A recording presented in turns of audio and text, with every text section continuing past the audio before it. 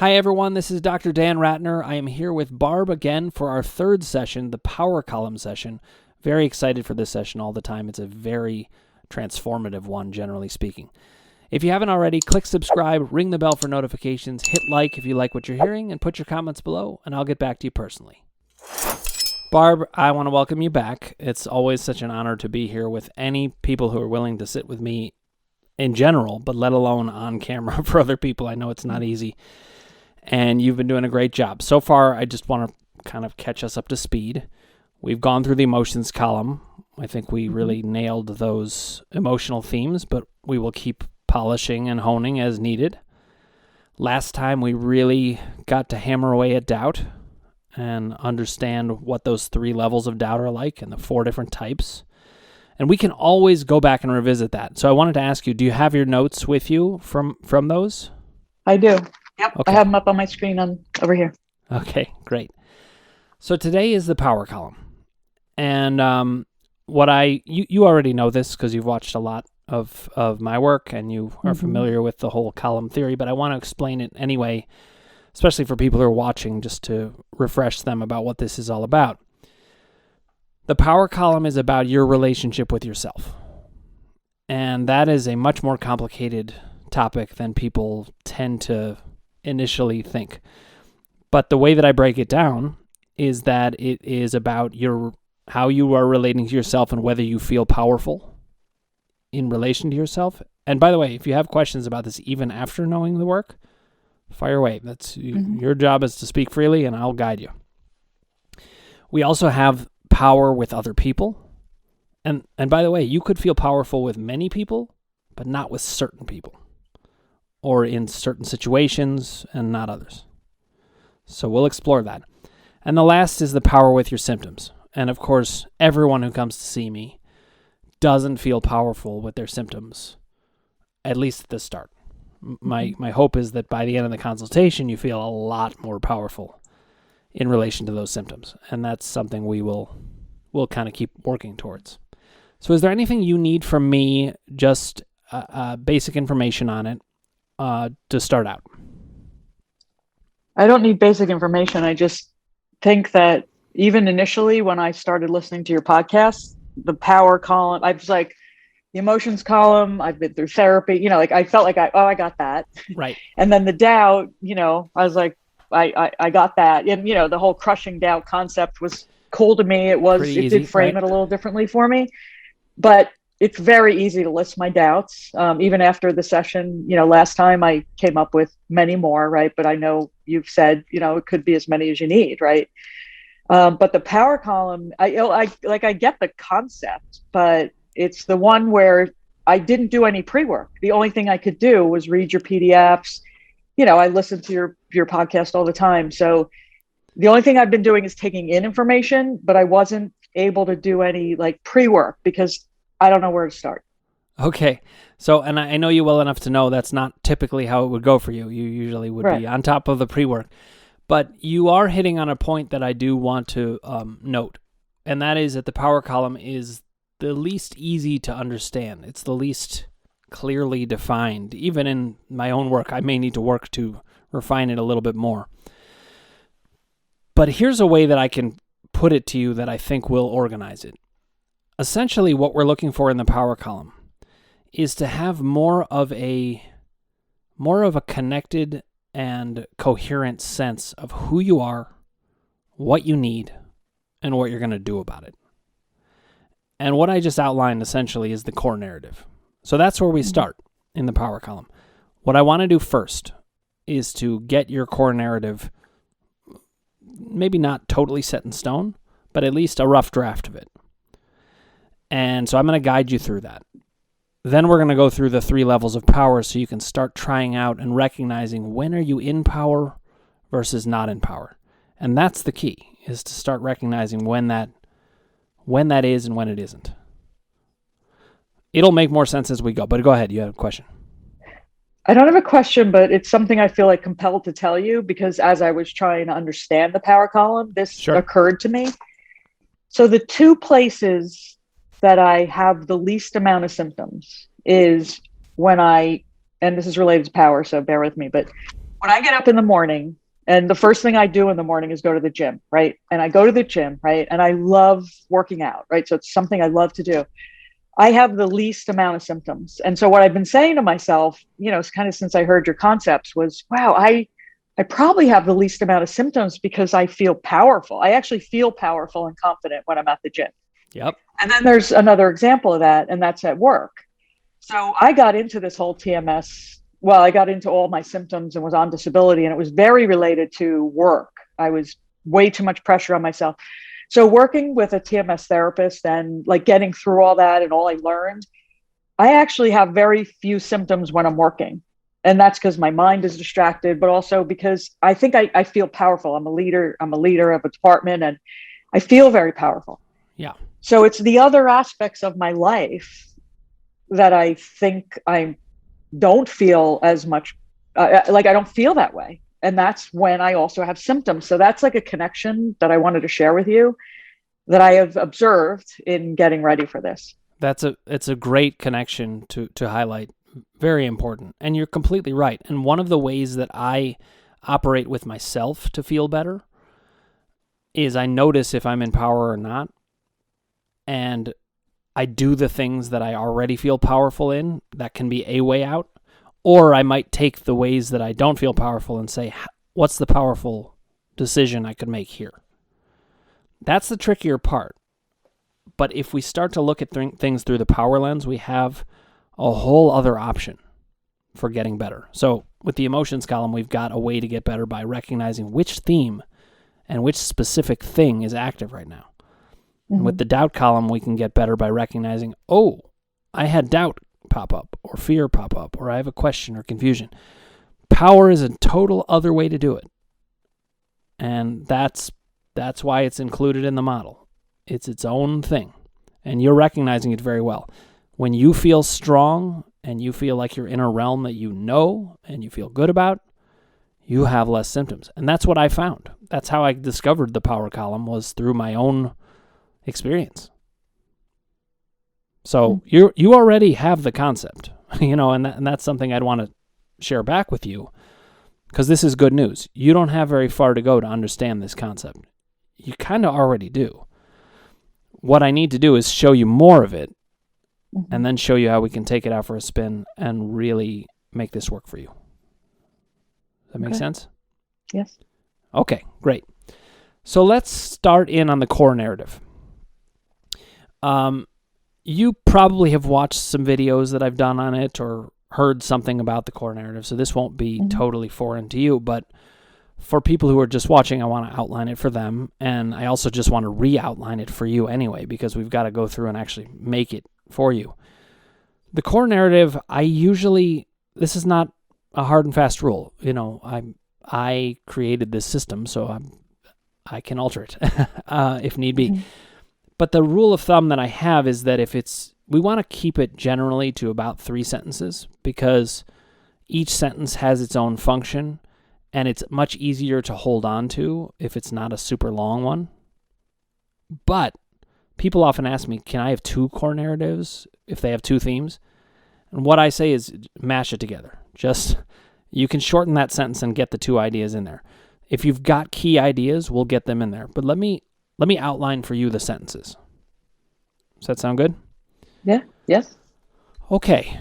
The first sentence is essentially what happened to you. What was the central experience of your life, maybe the central trauma of your life, if we want to put it in trauma terms. It doesn't have to be in trauma terms, but how would we sum up your life? I mean, as an example, knowing what I know about you. Being different/special. Like, something about that's in your core narrative. I don't know what yet. So right now we can just kind of gather information. And what we're doing is you kind of take the emotions column, and if you could mash those into one broad theme, that's the first sentence here. Let's take a stab at it. It's not easy to do, but take a stab at it. What would you say we need to include in it? I think that there are 2 things that I think are most related to my symptoms that stand out. So it's going to be difficult to put them together. But like you just said, like when you say special and different, I think about my childhood, and then like that just came through for sure throughout my adulthood, right? It influenced. But my other thing that like jumps out for me in my emotions column is my divorce, and like the pain I've caused other people, the way I, who I am now, even 10 years later, like I've had to make, it was such a big thing, such a major thing in my life, right, that I feel like those are like the two milestones, or like the two mountains in my life. And I'm not sure, I don't see like the special different thing. So many people, a lot of people get divorced, right? A lot of people still have a relationship, but there's so many, like I'm not special or different in that second one. So I don't know how they fit together. But if you ask me to pick out from my emotions column the two major things that have probably influenced my symptoms the most, it has to be those two things. Okay. So we're going to figure that out. And one thing I say to people all the time is, you do make sense. And we're following your lead. The fact that you know that those are the two themes, we're not going to ignore that. I take my cues from you. I'm very good at interpreting the information, but I really get it from you. So that's why I ask these questions, because you guide me. You just gave me the two themes. Now, I don't know yet how they fit together, but I know that either we've got to get them both in that first sentence, or it's possible that one or even both go in the second sentence. So let me introduce you to the second sentence. The second sentence is, given what happened to you, given who you are, how did it play out? So when I hear you talk about your divorce, I'm feeling like that's going to end up in the second sentence somehow. It feels to me like that's part of how it played out. When I think about who are you at your core, that first sentence is about who are you, and that it tends to relate to childhood more than anything else, because we are the same people we were. So the core you, I think, is the one that felt different, sometimes felt special, sometimes didn't get enough attention, didn't feel you could get noticed, that feels like core you. And I think the divorce is a very key way that then played out. And you're going to need my help to know how do they relate. But the fact that they came up in your mind together is a clue. Right. You know what the thread is, Dan, though, that now that you're, when you're talking to me, the thread is feeling isolated, or feeling not so much different, but like, how do you explain this? Like feeling like I was so inside myself. Like, is there a word for that? Like, yes, feeling like I couldn't, like I was so alone. Is it alone, or is it isolated, or like I didn't feel connected? Yeah, it sounds like trapped and disconnected. Does that sound right? I don't know. Yeah, like the way that when we're talking about putting them together, the thing that's coming up for me is in both, if I like think about just like both times, like as a child, this is what I thought about, this is how I felt.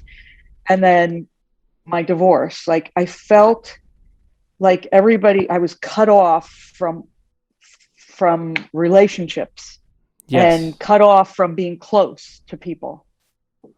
So I'm thinking that your phrase "cut off" is the right one. These things come up for reasons. So we could say cut off and isolated, but I want to use that term. And remember, this is a rough draft, but right.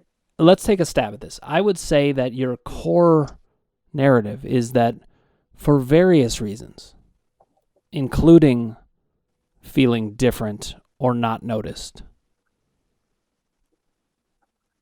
you felt cut off, isolated, and alone.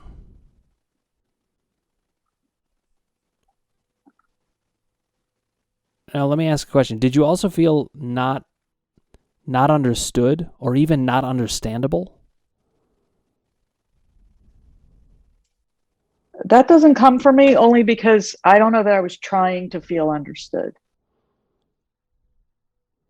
What about with yourself, though? Do you find yourself understandable? Sometimes I ask tricky questions, but am I understandable? Like, do you feel like you make sense to yourself? I feel like I make sense to myself. I feel like it's hard for me to articulate or people to understand my complexity or my differentness. It's very hard for me to articulate that. That's why I asked, because it feels to me like not being understood is a part of your experience, even if you weren't trying. Right. Like, even if you weren't trying, if somebody had come up to you and heard you and made you feel understood, I get the sense you would have loved that. Yeah. I mean, you tell me, but. Yeah, I would have. Yeah, no, that's for sure. Yeah. I just feel like I never even attempted it. So right, I never really thought about it before. But I just want to shine a spotlight on this, that I think the reason you didn't even try is you felt it was hopeless. I don't want to put words in your mouth, but this is part of what I do, is to throw out ideas that I'm sensing in this so that we can see if it fits and kind of polish it. Yeah, I don't know. I keep coming back to what I feel like I could feel it. I can feel it is, like if I put color around it, like I was isolated. I felt like I was in a black hole. Yep. Maybe, I could, now it's coming out, but no one else could possibly understand this because I'm the only one that feels this way. Yeah, so see, that does strike me as you feeling not understandable to other people. Yeah. Now, I want to explore something else. This is all exploratory, so I don't want you to feel any pressure to accept anything that I say in it. I'm not even saying I'm right about it. I just am following my instincts, and they usually are pretty good about this. But I also feel that you had to grow up fast. Something about that feels right to me. Now, I know in some ways not the case, because like you had your secret pleasures. But I do think there are other ways, especially emotionally, where you were taking things in very, very deeply early in childhood. It's a lot of responsibility for a little kid to see all that. Yeah. The growing up fast thing is, I think, probably related to when I told you about my sisters, right? They were like 4 and 5 years older than me. And, I just always wanted to keep up with them. I wrote something in my emotions column. I don't know whether it was when you saw it or not, but I was like, it hit me, it was one of those light bulb moments where I was saying, I never felt like I always just felt like the baby. And to this day, like, hopefully my sister never watches it, but to this day, I feel like she treats me like the baby of the family. And it was just like I don't know how it's related to what we're talking about here, but I had like, one of those moments where when I was writing, I was like, that's it. That's what I always felt. And you're saying, like, you just even saying you had to grow up fast. I was trying to grow up fast, but I kept being pushed as, no, you're just the baby of the family. I think it was both, though, because look, I never want to overstep my bounds and say I know better than you, because I don't. But it does feel to me like you were made to feel like the baby, but you also understood a lot of stuff. That's my reading of it. I could be wrong, but based on what I'm, even the fact that you were processing it as, they're treating me like I'm the baby, but I'm different. All those thoughts, those are not the thoughts of somebody who didn't have to grow up fast. People who didn't have to grow up fast, they're thinking about movies and sports or games or maybe dating. I'm just saying you were kind of dealing with a lot early, from what I can tell. Yeah. Yes. And I'm actually thinking of the examples in my head of, I was doing things in middle school that my friends weren't doing until high school. Let's leave it at that. I got you. And look, that is part. There's many ways that I think you grew up fast. So I want to jump back to keep this a little bit organized. I'm just thinking about who you are. Mm-hmm. And I really want you to push back against me if I have the wrong idea. I'm not the one who knows who you are. You're the one who knows who you are. But because of the way I understand the mind-body experience and these different columns, I can usually help people see some things they weren't seeing about who they are. And I think the fact that you were so aware of so many things, but in a way no one really believed you or paid much attention to that, right? That feels like a central part. So when I think about you as feeling different, as isolated, as cut off, I think in addition, you also were left grappling with a lot of knowledge, a lot of information, and not at all sure what to do with it. Yeah, what was frustrating is, like you're saying, I felt like I knew myself back then, as a child, or, say, whatever, all through my childhood. But no one would believe me. Like, they didn't think I had that maturity to know myself. Yep. That I definitely felt. Yep. That's something I can very much relate to. I tell people this sometimes, but my favorite Shakespeare play, I don't know if you're into Shakespeare at all, but no big deal if you're not. There's a Shakespeare play called Henry IV, Part 1, and it is about a guy who knows himself really well, but nobody else knows him. Nobody else gets him, and they don't expect great things from him because they don't understand him. And he's got this loneliness, knowing who he is and what he can achieve. I'm hearing a little bit of that in you. Yeah. What you just said about that play, yes. This is me. We share this bond. But so I think when I'm thinking about your core narrative, I just want to illustrate. One of the reasons that I was able to come to this is I gathered what you said in the emotions column, what was important, what was high stakes about it. I gathered what you've said in the doubt column, what kinds of things come up for you. And I also this is my third time sitting with you, so I have some sense of who you are and how you're thinking about yourself. And that's when I can know what is the central issue. And I really do think if I could sum up you in one word, it would be unseen. And that fits with the different part.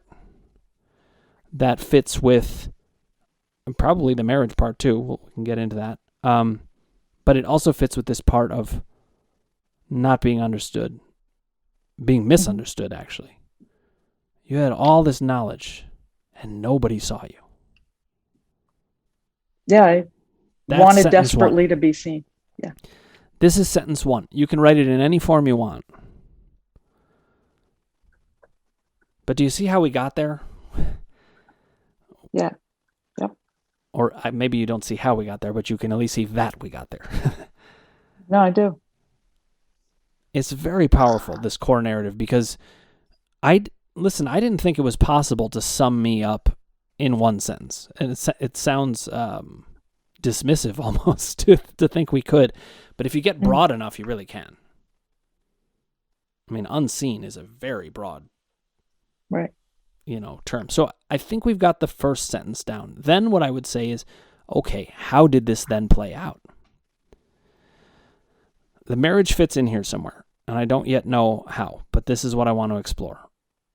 How do you think it played out that you didn't feel seen? I'll give you some examples. Did it feel to you like you spent your whole life trying to be seen? Or did it feel like okay, we already got it.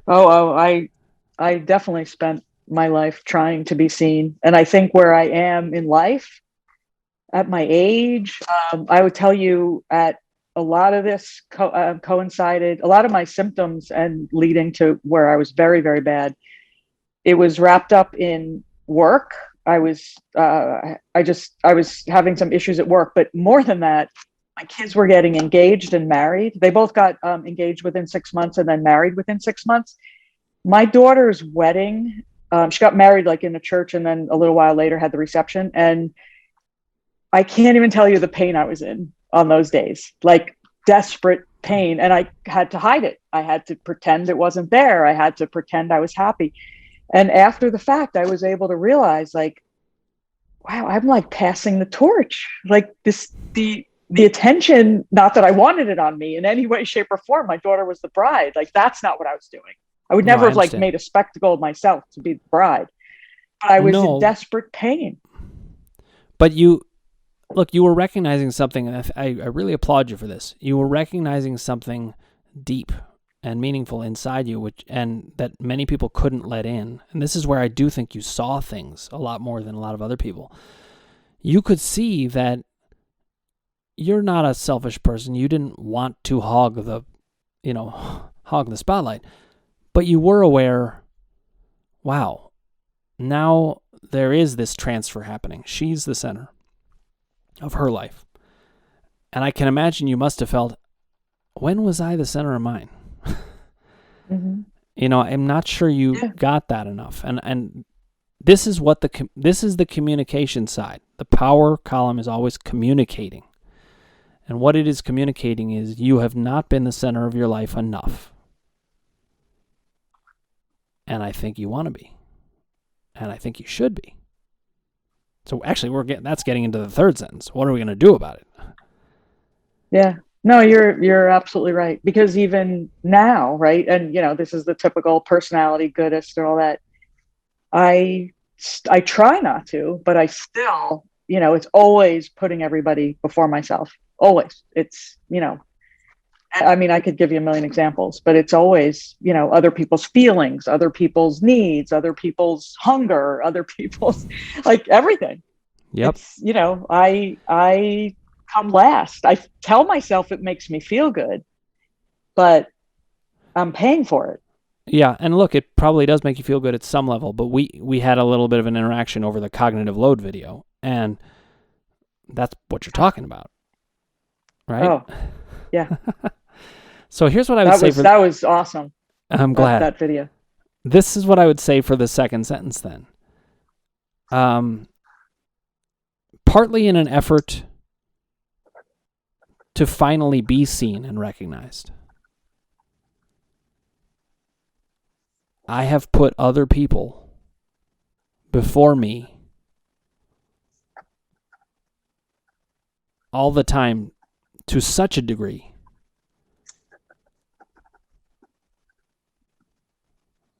that it has, what would we say here? What has it done? Cause symptoms. Yep.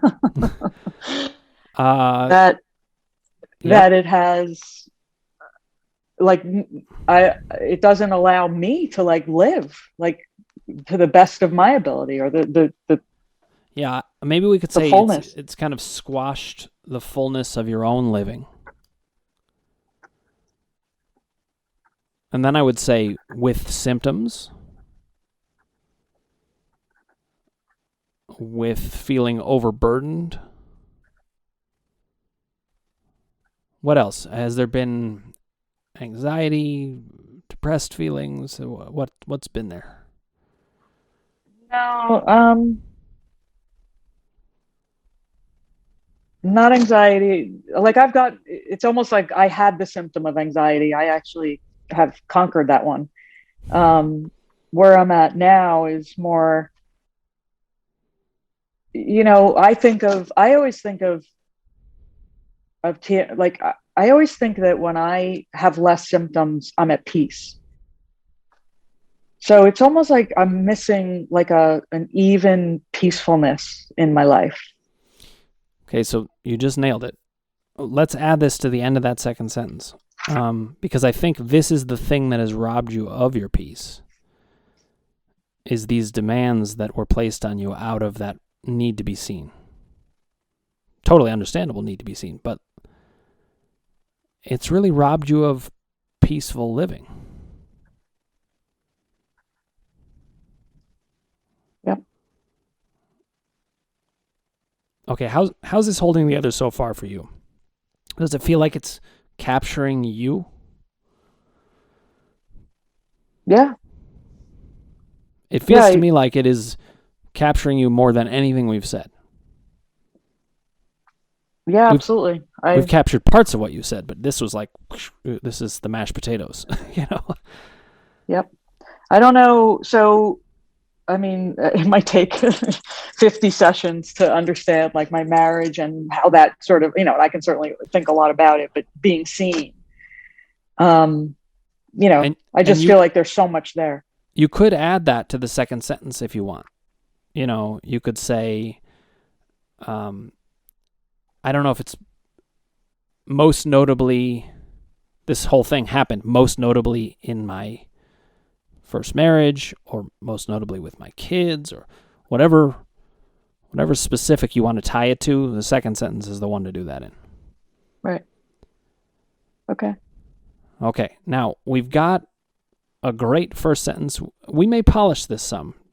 You can polish this as much as you need to. Mm-hmm. We could add some. Sometimes people will say, "Oh, wait, we didn't get this idea in," and all we need is one word, and then boom, it's there. So you can get a lot in a sentence if you understand the broad concepts that you need in there. So we'll keep at it. But what I want to say is, let's do the third sentence, and then let's start to talk about what this looks like in relation to your relationship with yourself, relationship with others, and relationship with symptoms. Okay? The third sentence is about what are you going to do about it. And I think the ironic thing is when you come up with the first two sentences, you kind of know what you're going to do about it. Because now you see yourself clearly enough to know you need to be seen. We can't have you going on not being seen. Usually the third sentence of the core narrative is something along the lines of, I need to radiate out me. As an example, I was a therapist, and that was not enough for me. It truly was not.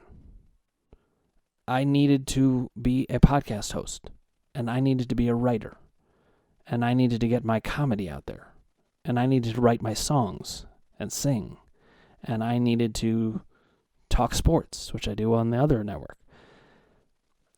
And I needed to be a parent in the way that I need to be, and a parent advocate. I needed all of it. I mean, when it comes down to it, this is where being quote unquote greedy is actually good. We want to fight for the things we need. Not at the expense of other people, not in a way that makes us give up our goodism or not be good to people, but the third sentence of the core narrative is, how are we going to fight for ourselves? And I feel like the first two sentences help us empathize with who we are. Think about what you've been through. You have not been seen. That's not okay. I mean, it's going to be okay. But that was hard. Mm-hmm. Very hard. So before we get even into what to do about it, do you think you've ever felt seen? Maybe more than other times. It's okay if the answer is no. It's okay if the answer is yes. Whatever it is. Well, this is probably not a good answer, but the thing that came to mind is like I've always like created ways, to be seen, to stand out, to try to show my true self, and this is a really stupid example, but it's an example of other things. Like, bringing my family to Disney and like being the one that, goes up on stage, I raise my hands, like I always wanted to, it's just like a stupid example of, not stupid. I was trying to show my kids, like, this is who I am. This is how I live. Like I want to take risks, and I want to show everybody that I have this talent. So I go up on stage, right? Like, am I making any sense? No, absolutely. These were powerful decisions, and they're not stupid at all. Right. But that when you asked that, it's like, well, that's a silly example, but those are times like I felt powerful and I felt like, look at me, this is who I am. I love being the center of attention. I love putting myself out there. I love, even making people laugh, or like, that's when I feel the most me. Yeah. So I think the third sentence is going to be about how can you be the most you in a, like, on steroids compared to what you did before.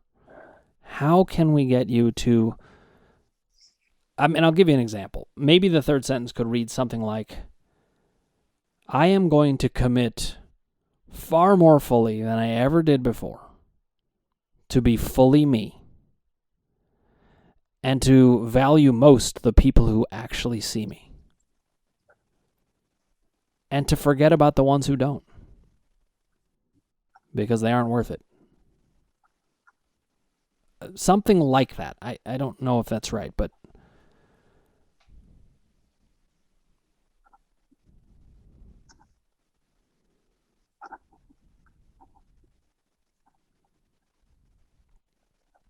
Yeah. So making a commitment to myself to be fully me in situations where I don't usually. right. I sometimes ask myself, this is kind of funny, but it's like, what would I do in this situation? Well, of course I'm there, but that is what we have to. When I say what would I do, I mean the core me. Not what would I do, weighing everything. What would I, who is the central me, do? The core narrative me, what would that person do? Right. Not willing to put up with that. Not willing to put up with that. Not willing to not say something here. Not willing to say something here. It can go in all kinds of different directions, but I have that phrase, being fiercely in your own corner. That's the phrase of sentence 3 of the core narrative all the way. And it doesn't mean we get selfish. It doesn't mean we stop thinking about other people. But we are going to take care of ourselves. We're not going to subject ourselves to sentence 1 and 2 anymore.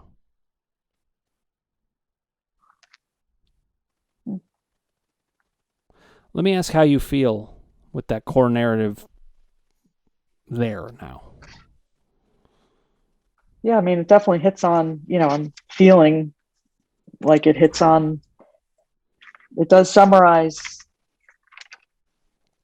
definitely, like all the emotions and the emotions that come up for me. And then what I think about sometimes, that I put myself in the backseat. I think I was taught that, like, this goes back to my childhood too, because, sure. My parents, first of all, they put their children first. It was almost verbal as well as their actions, that their children came first. Like, no matter what, they had to protect their children, and we came first. Yep. So I was like raised to think that that's how it had to be, at the expense of yourself. And then that, honestly, now that we talk about my marriage, that was part of the reason our marriage kind of failed, was our children always came first. There's none, we didn't have date nights. We didn't put ourselves first. It was always whatever they needed, whatever they wanted, all their sports activities, involved in their lives. And so they always came first because that's how I was raised. Yeah. And look, I do want you to know, like, my kids do come first, but they're not the only ones. Because one of the things I know is that my kids are going to be happier if they see that their parents are happy. Right. Like, if I'm just ignoring them and neglecting them, that's much worse. Right. But I put forth a lot of effort, just like you did. And I'd say it's more in recent years that I have found ways to make me happy too. And now they get to look up and be like, oh, I got a happy parent. It's possible to be happy in the world. I'm giving them so much more that way. Yeah. So I do think we're hitting on some key points here, and it's going to take some time for you to put that into the world in the way that you need to. And so now what I want to do is look at your relationship with yourself, your relationship with others, and your relationship with your symptoms as it relates to this plan now. How would you do it? So let's take an example. When you're doing anything, you're having a relationship with yourself at any moment. And my rule of thumb is if you're not feeling good, you probably are out of power. Somehow you've slipped out of power. When you're feeling good, you got the power column going really well. When you're at the gym, you know it's there. When you're at work, you know it's there. You could have ups and downs. You could have times where you feel surprisingly out of power or surprisingly in power. You can never know. But the rule of thumb really is, does it feel good or not? And it's a helpful rule to know, because then you can assess it. But once you assess it, let's talk about what kinds of things happen that lead to you feeling out of power. Doubt is a big part of it. If you're having big doubts, you're not in power. Yes, for sure. And so it could happen in a particular relationship where you're like, I don't know if this person likes me. When I find myself thinking something like that, I return to my power column and I say, why am I thinking about what this person thinks about me? Let me think about what I think about me. And that's where I'm going to stay. They don't have the power to know who I am. That's a Henry IV Part 1 intervention. And I don't even care if they understand me. It's great if they do, but we can derive a lot of power from understanding ourselves and not needing anybody else to anymore. It's great if they do. But the weird thing is I've found more people have understood me since I now don't care if they do than before, where I was desperate for them to understand me and they just wouldn't. Not even close. Yeah, go ahead. I'm sorry. No, I was going to say, when I feel out of power is usually when, I'm putting myself, my own needs second. And we always sort of quantify or qualify. Everybody always says, it's not about being selfish though. It's more about I really wanted to do whatever on a particular day, or I'm going to give you an exact example. So because I'm remarried, right? My husband has 3 children and 5 grandchildren, and I have 2 children and 3 grandchildren, and that's a lot of children and grandchildren. And in a second marriage, you got to give and take, because I love his children, and they are my grandchildren also, right? We've been married a long time, but there's still such a balancing act, of that we still have to play, right? So if there's a conflict, of course, I'm leaning toward my own children and grandchildren, my blood grandchildren and children. And, sometimes I do have to put myself in the back seat and not do what I want, right? Or put mine first. I have to do that. It's a compromise. It's marriage, right? Sure. But that also can build up too, right? If you're not doing it enough, or you're not being forceful enough, if you really feel 100% like you want to do the other thing. Yep. And look, sometimes I'll give myself over to what they need for the whole night. And I will recognize my symptoms are kind of raging, like out of resentment.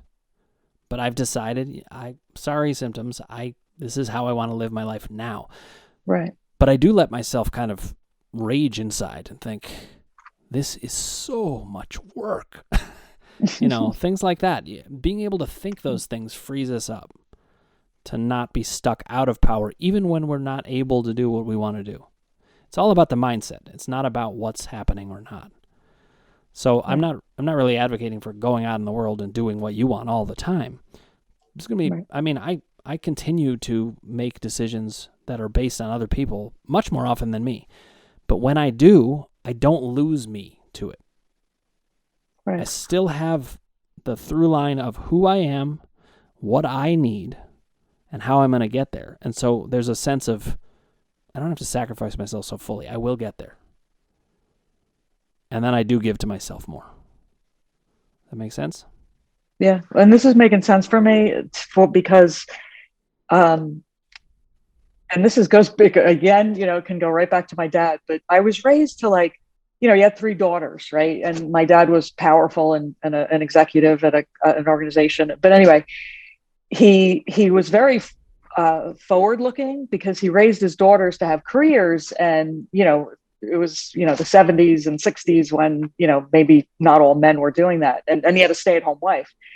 But where I'm going with this is I carried that throughout my life, to the point where like, I wow, I lost my train of thought, but I carried that through the rest of my life, in that I never wanted to be in the back seat to, and I don't want to say men, but like I never wanted to be, well, let's put it this way, being a cheerleader. I like forbid my daughter from being a cheerleader, because that to me was, my daughter, no, you don't cheer for the guys. You know, Right. you get on the field, Right. right? You're I'm not just an giving like an accessory. example into Yeah. my psyche, right? Like, so, but that's like, and today, like now, I still am up against, I live in a male dominated profession of IT, and so there's just always, like, you could see the whole string right from your childhood pulled into where you are today in your career, and there's still so many things I deal with in my head. Yeah, and look, I do want to say, obviously, I'm a man, so there's certain things that I might not know as well. But being a man who didn't have a father in my early years and identifying with my mother more, I really recognize that women have had it really, really tough for this. And being powerful does involve inhabiting who you are as a woman and what it's been like in society. I think that's true for minorities too. They get to decide. I don't get to decide that. Right. Honestly, as a white male, I think my job is really to listen a lot more. Mm. And I think we need more of that. But your job as a woman, or just as a person, the person you are, is to start to assert exactly who you are without any worry or shame to it. Even if it's a little scary, go be you. And that's true if you're dealing with other people. We all have people in our lives that we don't feel powerful with. Although I will say this, having done this work and feeling powerful myself, I don't think there's anybody I don't feel powerful with, like routinely. Not anymore. I used to not feel powerful with the majority of people. I didn't recognize that, but that's part of the power column. Recognizing just how often we feel out of power with somebody. There were so many times where I was asking father figures to validate me. And I realized eventually that's taking myself out of power. I just don't have to ask them anymore. I can just know I already got it. Not easily done, but simple in a way. Yeah. And then the same is true with your symptoms. When you're having a symptom flare up, especially with fear, fear is a way that the symptoms assert power over you. By recognizing that all it is fear, we take power back again. Once we know that understanding the symptoms crushes them, it's over. There's not a whole lot the symptoms can do. They can win some short-term battles, but they've already lost the war. Let me check in with you. We've got a couple minutes here left, and I wanted to check in with you about do you feel like you have a sense of how you can now use the power column to address various power issues, or to circle back to who you are and kind of embody it? Yeah, I see this, but this is where I go. It's like, but what if this is wrong? What if I got it wrong? Like, what if it's something completely different? We came up with this and it feels right. There's no doubt. It feels right. It's me. There's This is an exercise in the power column right here, though. Why would you question that you're wrong? Who knows better than you? That's a good point. Nobody knows better than you. You get to decide here and now if this is right. And you don't have to look back even for a second. But it's obviously doubt, right? I haven't crushed this doubt in myself that I don't know myself enough to know this. Mm-hmm. So yes, you do. I'm going to tell you, you do. I want to say this because I think this will be really helpful for you. Not only do you know this, everybody knows this. Everybody actually knows themselves. It's a matter of recognizing themselves. You don't have to worry, do I know myself? You do. Actually, I think therapy in some ways has done a disservice to many people, even though I'm, a proponent of therapy generally. It sends a message that the therapist knows better than the person, and that is completely not true. It's not even remotely true. You've always known yourself. You've known yourself so well that you've known how you weren't being recognized. You knew yourself all along. You know I'm right about this.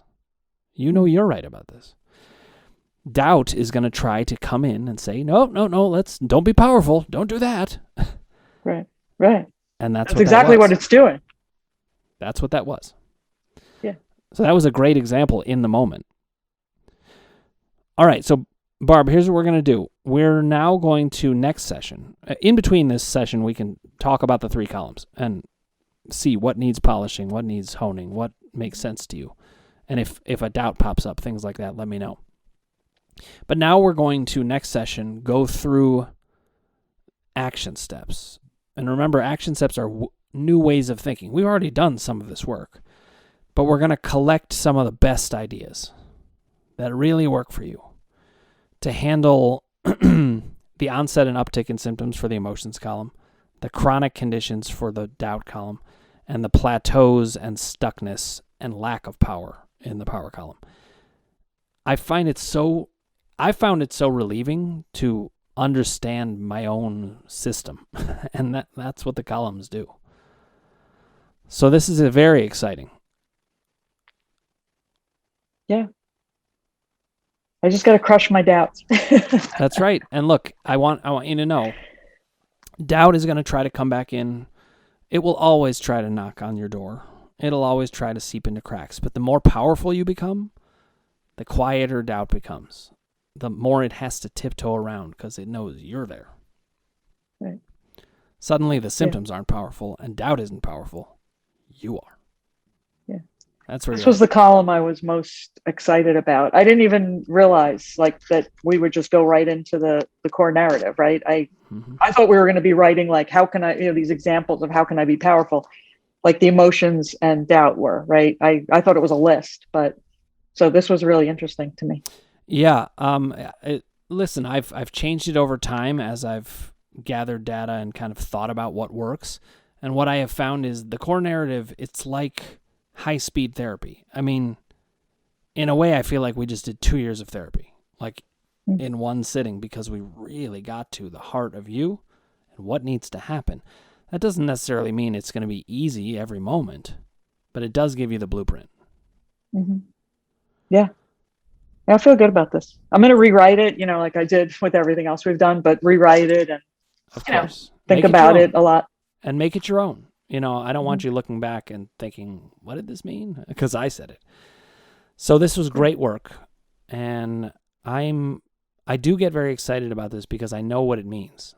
Now that we know who you are and you know who you are, all you got to do is get rid of that doubt and you're going to live much more powerfully. And that means big things. Pretty cool. Yeah. Very cool. All right, Barb. It's went so fast. It's incredible. Well, good work. And I look forward to seeing you next week. And we can do same time next week if that works for you. Yes. And remember, though, I don't just disappear after that. I can keep orienting you to this. It's not even that hard to do. You now have the system. You have the framework. You've got the columns. You're not going to need anything else. You might need some reassurance at time or a little tune-up here and there, but not usually. So This is exciting. Awesome. Thank you. All right, Barb. I will see you next week. Okay, thank you. Okay. In many ways, there is absolutely nothing more satisfying than the power column session, because when you get the core narrative and you help people see who they are at their core and it rings true to them, you can see it. You could see Barb be like, ooh, that was it. And then there was that moment at the end where she said, but how do I know it's right? And I said, this is a power column moment right here. Who gets to decide that? As soon as she decides that is who she is, and she does know it at her core, it's going to change everything. It changed everything for me. I've never looked back. Now I always know who I am in every circumstance, and I'm very excited to see what Barb's life is going to be like when she knows that. and she has really arrived today. This is the beginning of great things. So can't wait to see how that unfolds. If you haven't already, click subscribe, ring the bell for notifications, hit like if you like what you're hearing, and put your comments below, and I will get back to you personally.